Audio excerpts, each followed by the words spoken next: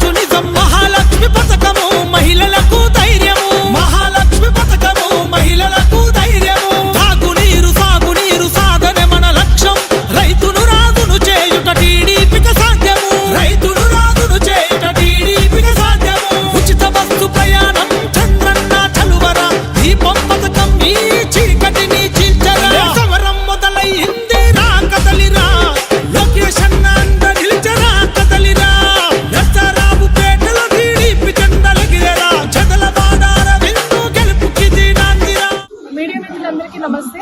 నేను ఉమ్మడి అభ్యర్థి అయిన అరవింద్ బాబు గారి కుమార్తెని డాక్టర్ చదలవాడ అమూల్య. ఈ రోజు నర్సరావుపేట పట్టణంలో 9వ వార్డులో పర్యటన చేయడం జరిగింది.